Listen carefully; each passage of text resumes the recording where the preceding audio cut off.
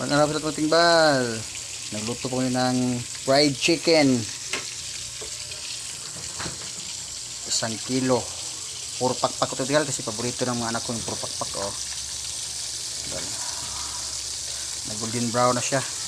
Bukdarin ko muna. Oh, tingbal. 10 piraso mga tingbal. Oh, 10 piraso. At yung 3 kinain na ng asawa at mga anak ko. Tag-isang piraso pa sila. Ito mga 7 pieces na lang. Bal. Si di po ngayon. Ano pang magawa natin? Di tulong-tulong lang sa gawaing bahay.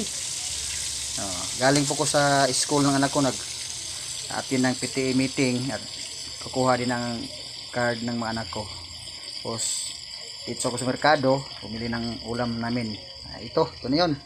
Minarinate ko ito ng suka at limoncello, ahos, bawang at iba pa.